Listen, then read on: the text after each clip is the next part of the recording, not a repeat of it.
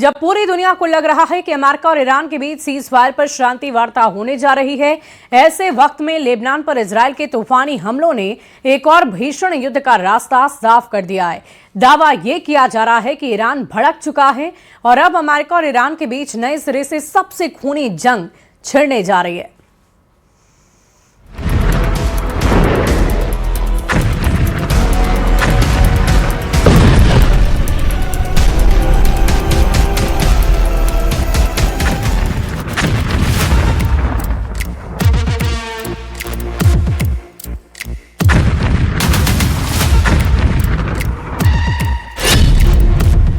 Hormuz ने तोड़ा cease fire, Trump tax से खौफ में ट्रंप। ईरान युद्ध अब सिर्फ ईरान का युद्ध नहीं रहा। इस युद्ध में अब 15 से ज्यादा देश लपेटे में आ चुके हैं। इस वक्त पाकिस्तान से लेकर लेबनान तक खतर मचा हुआ है और हॉर्मूज से लेकर वॉशिंगटन तक कोहराम शुरू हो चुका है। इधर दावा किया जा रहा है कि अगर ईरान हॉर्मूज में टोल टैक्स वसूलता है तो इसके नतीजे विनाशक होंगे। हम आपको ईरान युद्ध का वो सच दिखाने की कोशिश कर रहे हैं जहां हजारों लोगों की मौत और तबाही की आड़ में अपनी अपनी रोटियां सेंकी जा रही है। पाकिस्तान खुद को ईरान युद्ध का ऐसा चौधरी साबित करने की कोशिश कर रहा है जो दिखाना चाहता है कि वही अमेरिका और ईरान के बीच सीज फायर को लेकर मध्यस्थता करवा रहा है। लेकिन खुद अमेरिकी मीडिया के चैनल फॉक्स न्यूज ने अपनी रिपोर्ट में दावा किया कि इस्लामाबाद में 11 अप्रैल को जो सीज फायर पर वार्ता होने जा रही है उसमें पाकिस्तान के प्रधानमंत्री शहबाज शरीफ, पाकिस्तान के सेना प्रमुख field marshal general Asim Munir मध्यस्थ नहीं बल्कि डाकिया की भूमिका में दिखेंगे। शहबाज शरीफ और जनरल मुनीर को सीज फायर की सबसे खुफिया मीटिंग से दूर रखा जा रहा है, ऐसी खबरें आ रही है। कहने का मतलब ये कि इजराइल जिस स्तर पर लेबनान पर तूफानी हमले कर रहा है उसने सीज फायर वार्ता को खटाई में डाल दिया है। अटकलों और बदलते घटनाक्रम के बीच हम शुरुआत करते हैं पाकिस्तान के इस्लामाबाद में होने वाली उस संभावित सीज फायर वार्ता से जिसे लेकर अमेरिका बुरी तरह से बिलबिला रहा है। 100% दावा, लेबनान पर हमला, टूट जाएगा सीज फायर। कुछ रिपोर्ट्स में दावा किया गया कि 14 दिन का सीज फायर किसी भी वक्त टूट सकता है। हालांकि ईरान का दावा है कि इजराइल ने 8 अप्रैल 2026 को सीज फायर के ऐलान के महज 4 घंटे बाद ही सीज फायर तोड़ दिया था और ईरान पर कम से कम 4 जगहों पर मिसाइल और ड्रोन हमले किए थे। लेकिन अब सबसे बड़ा सवाल यह है कि अमेरिका के उपराष्ट्रपति जेडी वैंस इस वक्त ईरान के वार्ता के लिए इस्लामाबाद पहुंच चुके हैं। ऐसे में सवाल यह भी कि क्या ईरान भी सीज फायर वार्ता को लेकर उतना ही व्याकुल है जितना अमेरिका? क्या ईरान पहले ही तय कर चुका है कि वो दिखावे के लिए ही सीज फायर वार्ता में हिस्सा लेगा? मौजूदा घटनाक्रम और हमलों ने तो यही साबित किया कि ईरान तब तक अमेरिका से वार्ता को तैयार नहीं जब तक कि लेबनान पर इजराइल के खूनी हमले बंद नहीं हो जाते, क्योंकि लेबनान पर हो रहे हमलों ने ईरान के हाथ बांध दिए हैं, जबकि इजराइल ने दो टूक कह दिया है कि वो लेबनान को सीज फायर का हिस्सा नहीं मानता और वो और ज्यादा हमले लेबनान पर करेगा। जरा देखिए, लेबनान में इजराइल के तूफानी हमलों को देखकर ईरान क्यों भड़क रहा है। सीज फायर के ऐलान के महज कुछ घंटों के भीतर ही इजराइल ने लेबनान पर अब तक का सबसे बड़ा हवाई हमला किया, जिसे इजरायली मीडिया ने ऑपरेशन इंटरनल डार्कनेस का नाम दिया है। इजरायली वायुसेना के 50 लड़ाकू विमानों ने मात्र 10 मिनट के भीतर पूरे लेबनान में 100 से ज्यादा ठिकानों पर बमबारी कर दी। इधर पीएम बेंजामिन नेतन्याहू ने साफ कहा कि पाकिस्तान की मध्यस्थता में हुआ समझौता लेबनान पर लागू नहीं होता। इजराइल का टारगेट दक्षिणी लेबनान में एक बफर जोन बनाना है। ईरान ने इन हमलों को सीज फायर का उल्लंघन बताया और कहा कि लेबनान पर हमला ईरान पर हमला है। If the Iranians are willing to negotiate in good faith, we're certainly willing to extend the open hand. If they're going to try to play us, then they're going to find that the negotiating team is not that receptive. So cease fire में मध्यस्थ नहीं, डाकिया निकले शहबाज और general Munir. Fox news और दूसरे पश्चिमी media outlets ने पाकिस्तान में 11 अप्रैल 2026 को होने वाली सीज फायर मीटिंग को लेकर कुछ ऐसे दावे किए हैं जिससे साफ पता चलता है कि अमेरिका और ईरान की वार्ता के बीच पाकिस्तान सीधे मध्यस्थ नहीं बल्कि डाकिया की भूमिका में है।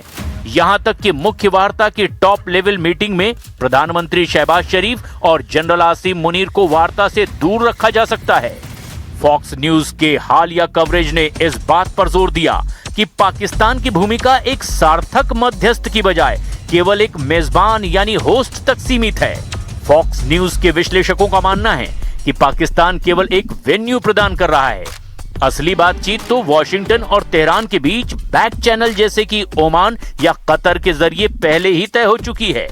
पाकिस्तान का रोल केवल एक डाकिये या फिर पोस्ट बॉक्स जैसा है जो संदेशों को इधर उधर पहुंचा रहा है, लेकिन नीतिगत फैसलों पर उसका कोई प्रभाव नहीं है।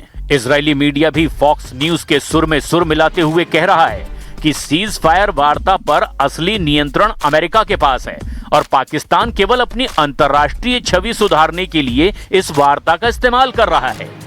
अमेरिकी मीडिया जैसे द न्यूयॉर्क टाइम्स और फॉक्स न्यूज का मानना है कि जेडी वेंस के लिए ये अग्नि परीक्षा है। 2028 के राष्ट्रपति चुनाव की दौड़ में वो खुद को मजबूत दिखाने के लिए इस वार्ता से कोई ठोस नतीजा निकालने चाहते हैं। वेंस ने ईरान को चेतावनी भी दी कि यदि वार्ता नाकाम रही तो ट्रंप के पास युद्ध पर वापस लौटने यानी गो बैक टू वॉर के सभी विकल्प खुले हुए हैं। नॉर्थ इसराइल में लगातार हमले हो रहे हैं क्योंकि हिजबुल्लाह की तरफ से लगातार इस एरिया में अटैक हो रहे हैं, जबकि इस्राएली फोर्सेस लगातार लेबनान में जगह जगह पे एयर स्ट्राइक्स कर रहे हैं। जिस तरीके से इस्राएली फोर्सेस ने बार बार लेबनान में एयर स्ट्राइक्स की, हिजबुल्लाह के खिलाफ ऑपरेशन चला रहे हैं, वहीं दूसरी जानिब हिजबुल्लाह भी लगातार जवाब दे रहा है और इस जवाबी कार्रवाई में यहां लगातार रॉकेट्स और मिसाइल्स आ रहे हैं। हथौड़ा बना हॉर्मूज, ईरान के ट्रंप टैक्स से हड़कंप। हॉर्मूज पर ईरान का टोल टैक्स लेना और बहुत कम संख्या में तेल टैंकरों को निकलने देना ट्रंप के लिए नासूर बनता जा रहा है। कच्चे तेल की कीमत फिर से $100 के करीब पहुंचने वाली है। ट्रंप अमेरिका की 15 शर्तों के मुताबिक ईरान पर दबाव डाल रहे हैं कि सीज फायर की शर्तों के मुताबिक ईरान तुरंत हॉर्मूज को खोले, बारूदी सुरंगें इलाके से हटा दे। ईरान का मानना है कि यह समझौता पूरे क्षेत्र यानी लेबनान पर भी लागू होगा, जबकि अमेरिका की तरफ से उपराष्ट्रपति जेडी वेंस ने साफ कहा कि ये केवल ईरान अमेरिका के लिए है। सीज फायर के ऐलान के बाद भी इजराइल ने लेबनान पर अब तक का सबसे भीषण हमला ऑपरेशन इंटरनल डार्कनेस किया है। वहीं हिजबुल्लाह ने इजराइल के हमलों के जवाब में उत्तरी इजराइल पर रॉकेट दागना जारी रखा है, जो ईरान को युद्ध में वापस खींच सकता है। ईरान का हॉर्मुज दुनिया की आर्थिक रग है, जहां जरा सी हलचल वैश्विक मंदी ला सकती है। ईरान इस रास्ते से गुजरने वाले जहाजों पर ट्रांजिट फीस यानी टोल मांग रहा है, जिसे अमेरिका वसूली कह रहा है। राष्ट्रपति ट्रंप ने सोशल मीडिया पर सख्त लहजे में कहा कि अगर ईरान ने टोल लिया तो युद्ध विराम तुरंत खत्म कर दिया जाएगा। अमेरिकी खुफिया रिपोर्ट के मुताबिक हॉर्मुज में अभी भी ईरानी समुद्री बारूदी सुरंगें मौजूद है, जो जहाजों के लिए बड़ा खतरा हैं। सीज फायर के बावजूद तेल के जहाज इस रास्ते पर जाने से डर रहे हैं, जिससे तेल की कीमतें नीचे नहीं आ रही है। जबकि ईरान बार बार एक ही बात कह रहा है कि इजराइल लेबनान पर हमले रोके, लेकिन इजराइल दक्षिणी लेबनान में एक सैन्य बफर जोन बनाना चाहता है, जिसे लेबनान और ईरान अपनी संप्रभुता पर हमला मानते हैं। लेबनान पर इजरायली हमलों के विरोध में ईरान ने धमकी दी है कि वो हॉर्मुज को फिर से पूरी तरह बंद कर देगा। अगर जेडी वेंस और ईरानी प्रतिनिधि मंडल के बीच लेबनान को लेकर कोई स्पष्ट सहमति नहीं बनती या फिर सीज फायर पर मीटिंग नहीं हुई तो सीज फायर किसी भी वक्त टूट सकता है। कुल मिलाकर अगले 24 घंटे बहुत भारी साबित हो सकते हैं और हो सकता है कि ईरान और अमेरिका एक बार फिर से एक दूसरे पर घातक हमले कर रहे हों।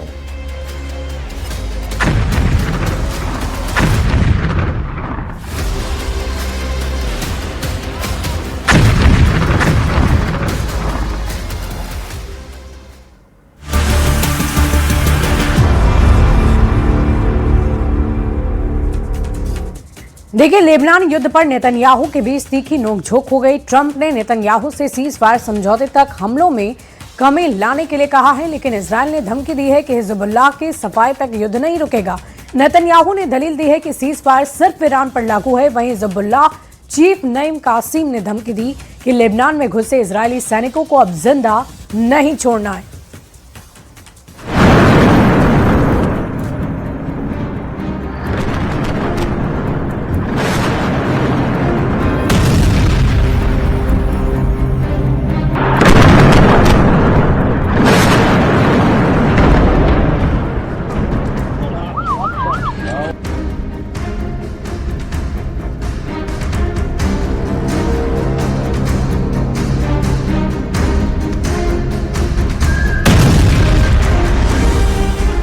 ये धुआं इजराइल के बरसाए बमों का है। दक्षिणी लेबनान में ऐसे धमाके दिन रात हो रहे हैं। इजराइल की सटीक बमबारी में हिजबुल्लाह लड़ाकों की लाशें बिछ रही है।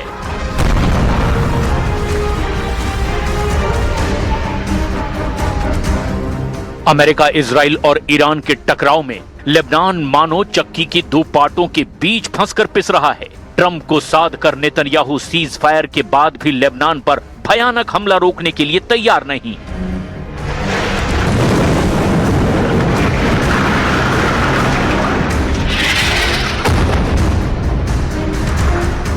लेकिन ईरान धमकी दे रहा है कि अगर लेबनान में युद्ध नहीं रुका तो फिर सीज फायर टूटेगा, युद्ध भयानक स्टाइल में भड़केगा।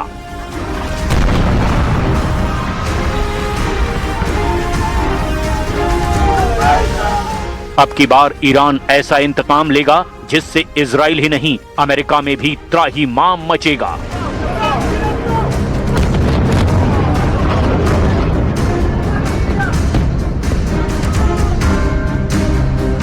मगर ट्रंप के बीबी यानी नेतन्याहू किसी की सुनने को तैयार नहीं है। इजरायली फोर्स बमों से, मिसाइलों से, जंगी जेटों से हिजबुल्लाह को बेरहमी से पीट रही है।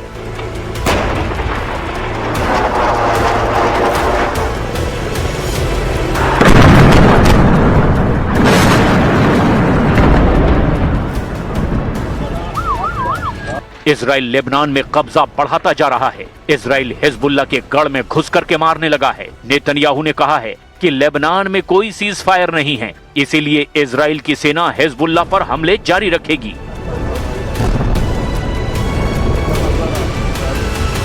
אני מבקש לומר לכם, אין הפסקת אש בלבנון. אנחנו ממשיכים להכות בעוצמה את חיזבאללה, ואנחנו לא נעצור עד שנחזיר לכם את הביטחון. ताज्जुब की बात यह है कि नेतन्याहू ट्रंप की बातों को भी भाव नहीं दे रहे हैं। वॉल स्ट्रीट जर्नल की रिपोर्ट के मुताबिक ट्रंप ने नेतन्याहू से लेबनान में हमलों में कमी लाने की बात कही है। ट्रंप ने जोर देकर कहा है कि लेबनान पर हमलों से सीज फायर टूटने का खतरा बढ़ता जा रहा है। बावजूद इसके इजराइल ने हिजबुल्लाह को सबसे ज्यादा नुकसान पहुंचाने की डिटेल जारी कर दी है।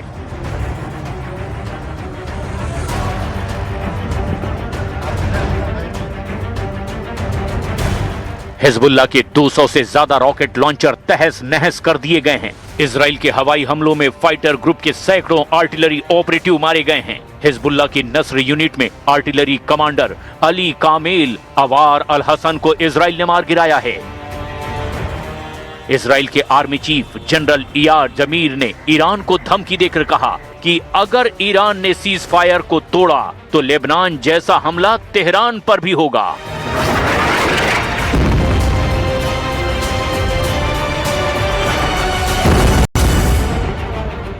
אנחנו הולכים גם שם בכל רגע לחזור ללחימה ובצורה עוצמתית מאוד. בלבנון אנחנו ממשיכים להעמיק את ההישגים שלנו, אנחנו ממשיכים להעמיק את התמרון שלנו. המקום שבו אתם נמצאים הוא חשוב מאוד, זה בלבנון, זה מול חיזבאללה. פה אנחנו פועלים, אנחנו שמים פה הרבה אמצעים, הרבה יכולות שלנו. इजराइल ने बेरूत को खाली करने का ऑर्डर जारी कर दिया है। इजराइल की सेना ने बेरूत के दक्षिणी इलाकों को, जिसे हिजबुल्लाह का गढ़ कहा जाता है, वहां सबसे भयानक हमले करने शुरू कर दिए हैं। बेरूत में इजरायली ड्रोन के सीरियल धमाके हो रहे हैं।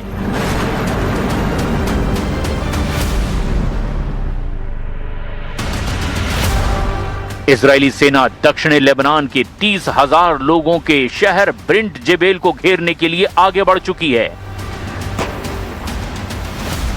इजराइल का प्लान उत्तरी इजराइल को हिजबुल्लाह लड़ाकों से हमेशा के लिए सेफ रखने का है, जिसके लिए इजराइल लेबनान में बफर जोन बनाने में जुटा हुआ है। जैसे सीरिया में घुसकर बड़े हिस्से में इजराइल ने बफर जोन बना रखा है। इजराइल ने सीरिया के सबसे ऊंचे माउंट हरमोन को छावनी में बदल दिया है और अब उसी तर्ज पर लेबनान में बफर जोन बनाकर इजराइल सुरक्षा कवच बनाने के लिए तैयारी में जुटा है।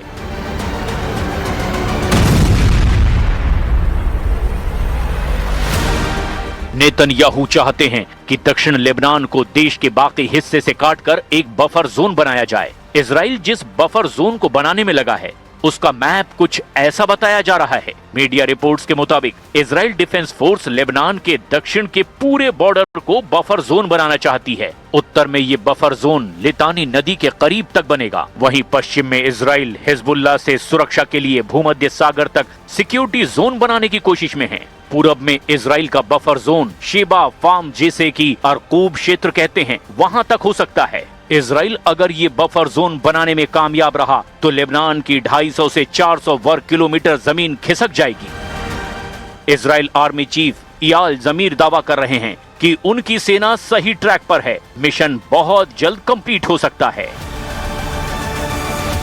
אנחנו בכל המקומות, כמו שאנחנו בעזה, כמו שאנחנו בסוריה, גם פה בלבנון. אנחנו נמצאים קדימה ואנחנו חוצצים באמצעות הכוחות שלנו, הרקם שלנו, החיילים שלנו, בין האויב לבין היישובים. זאת התפקיד שלנו, זאת המשימה.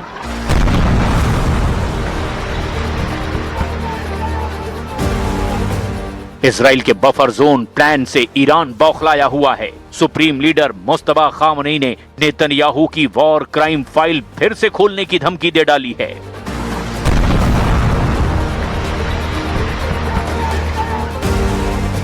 ईरान के विदेश मंत्री अब्बास अराक्ची ने सोशल मीडिया में पोस्ट करते हुए लिखा, नेतन्याहू के आपराधिक मुकदमे की सुनवाई रविवार को फिर से शुरू होगी। लेबनान समेत पूरे क्षेत्र में युद्ध विराम लागू होने से नेतन्याहू के जेल की सजा तय करने में तेजी आ सकती है। ईरान ने ट्रंप को सलाह दी है कि वो इजराइल के ट्रैप से निकल करके अमेरिका की बर्बादी को टाल सकते हैं, क्योंकि हिजबुल्लाह के रॉकेट के टारगेट पर अब खाड़ी में अमेरिकी अड्डे भी आ चुके हैं। हिजबुल्लाह लड़ाकों ने इजराइल पर अंधाधुंध रॉकेट की बौछार शुरू कर दी है। इजराइल के किरियात शमोना में सायरन के शोर के बीच ही हिजबुल्लाह के रॉकेट फट रहे हैं। इजरायली होम फ्रंट कमांड ने जानकारी दी कि लेबनान से दागे गए रॉकेट से इजराइल का हुला वैली के किरियात शमोना में भारी नुकसान हुआ। इजराइल को दो फ्रंट से दुश्मनों ने दहलाना शुरू कर दिया है। हिजबुल्लाह का साथ दे रहे यमन के हूथी फाइटर्स ने मिसाइलें दागनी शुरू कर दी है। हूथी चीफ ने हमलों को धार देते हुए धमकी दी है कि लाल सागर में हूथी ने अमेरिका इजराइल को मार भगाया है। हूथी चीफ अब्दुल मलिक ने ऐलान किया कि बहुत जल्द अमेरिका को खाड़ी देशों से खदेड़ दिया जाएगा। واعد بالعمليات المفاجئة، بالمزيد من التصعيد، بالخيارات الكبيرة المؤثرة في إطار ما تقتضيه مراحل التصعيد، يعني ضمن خطة مدروسة تأخذ بعين الاعتبار हिजबुल्लाह और हूथी का डेडली गठबंधन इजराइल की मुश्किलें बढ़ा सकता है। इजराइल से लंबी टक्कर और हथियारों के गोदामों पर हुए हमलों के बावजूद हिजबुल्लाह की रॉकेट फोर्स बरकरार है। उसकी तरफ से 10,000 रॉकेट वाली सुनामी किसी भी वक्त लॉन्च की जा सकती है। हिजबुल्लाह चाहे तो 10,000 रॉकेट को 10 मिनट में दागने का प्लान बना सकता है। 10,000 रॉकेट से इजराइल के 10 मिलिट्री बेस को तबाह किया जा सकता है। 10,000 रॉकेट से इजराइल को 10 साल का सदमा दे सकता है हिजबुल्लाह। लेबनान और इजराइल के बीच ताजा हमलों के बाद युद्ध पक्का माना जा रहा है, क्योंकि हिजबुल्लाह के टारगेट पर अब इजराइल के ऐसे मिलिट्री बेस हैं जिसकी नेतन्याहू को भी उम्मीद नहीं थी। इजराइल के जिन मिलिट्री बेस को खतरा है, देखिए हिजबुल्लाह का रॉकेट गोदाम जो हमास के मुकाबले 10 गुना ज्यादा पावरफुल बताया जाता है। हिजबुल्लाह के कत्यूशा रॉकेट की रेंज 25 किलोमीटर तक है। ये 10 सेकंड में टारगेट हिट करता है। इससे आगे हिजबुल्लाह के पास है फजर 3 नाम का रॉकेट, रेंज है 45 किलोमीटर, टारगेट पर 33 सेकंड में पहुंचता है। हिजबुल्लाह के पास है फजर 5 रॉकेट जिसकी रेंज है 75 किलोमीटर, टारगेट पर ये 50 सेकंड में फटता है। हिजबुल्लाह के पास है खैबर रॉकेट जिसकी रेंज है 100 किलोमीटर, टारगेट पर ये महज 75 सेकंड में फटता है। हिजबुल्लाह के पास है ज़िलज़ाल 2 रॉकेट, इसकी रेंज 200 किलोमीटर बताई जाती है। इसमें 600 किलो विस्फोटक फिट किया जा सकता है और ये 120 सेकंड्स में यानी 2 मिनट के भीतर टारगेट पर पहुंच जाता है।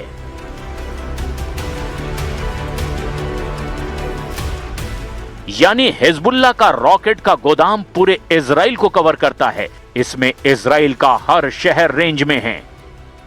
हिजबुल्लाह को रोकने के लिए लेबनान बॉर्डर पर इजरायली टैंक एक्टिव कर दिए गए हैं ताकि रॉकेट अटैक के खिलाफ अगर कोई बड़ी कार्रवाई करनी पड़ी तो इजराइल की टैंक ब्रिगेड फौरन एक्शन में आ जाए। हिजबुल्लाह के रॉकेट को लेकर बड़ा खतरा उत्तरी इजराइल में ज्यादा है क्योंकि यहाँ पर हिजबुल्लाह के छोटी दूरी के रॉकेट पहले भी कहर बरपा चुके हैं, लेकिन हिजबुल्लाह के पास ऐसे रॉकेट और मिसाइल भी हैं जो सीधे तेल अवीव को टारगेट कर सकते हैं।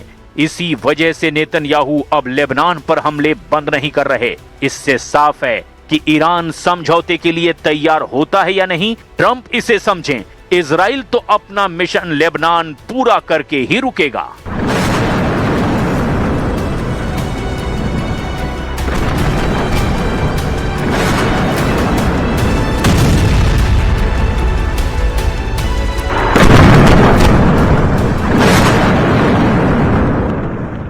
इस्लामाबाद में फैसले हो रहे हैं या वॉशिंगटन से डोर खींची जा रही है? पाकिस्तान के सेना प्रमुख असीम मुनीर क्या खुद कमांड में हैं या किसी और के इशारे पर चल रहे हैं? एक ट्वीट आता है, तूफान मचाता है और फिर चुपचाप गायब हो जाता है। उधर अमेरिका से आवाज उठती है और इधर पाकिस्तान झुकता नजर आता है। तो क्या मुनीर सिर्फ एक चेहरा है और असली कंट्रोल अमेरिकी राष्ट्रपति डोनाल्ड ट्रंप के हाथ में है? चलिए आपको दिखाते हैं पाकिस्तान का वो ग्रेट पपेट शो जो दुनिया के मंच पर एक बार फिर बेपर्दा हुआ है।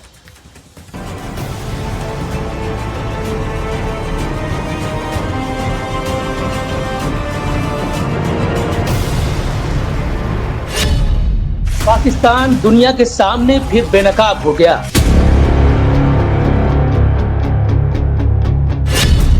ग्लोबल मंच पर पाकिस्तान फिर बेइज्जत हुआ।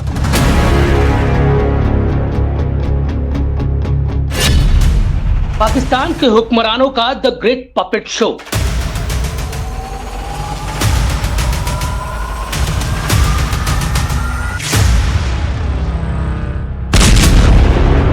पश्चिम एशिया में छिड़ी जंग में पाकिस्तान भी एक किरदार है। एक ऐसा किरदार जो भले ही परोक्ष रूप से जंग का हिस्सा नहीं है, लेकिन हर मोड़ पर उसकी भूमिका सवालों के घेरे में है। कभी खुद को शांति वार्ता का चेहरा बताता है तो कभी उसके नेताओं के बयान पूरे समीकरण को बिगाड़ देते हैं। हाल ही में पाकिस्तान के रक्षा मंत्री ख्वाजा आसिफ का विवादित पोस्ट और फिर उसका अचानक गायब हो जाना इसी दोहरे चरित्र को उजागर करता है।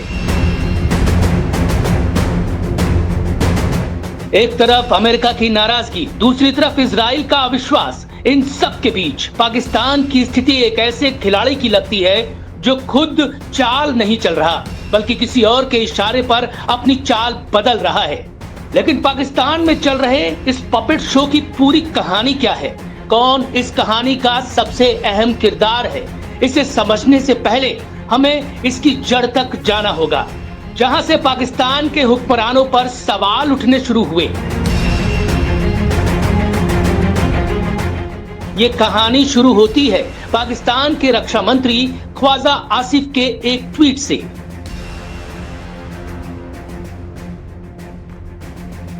इस ट्वीट में उन्होंने इजराइल को मानवता के लिए अभिशाप बताया और बेहद तीखी भाषा का इस्तेमाल किया जो सीधे तौर पर एक पूरे देश और समुदाय को निशाना बनाती थी।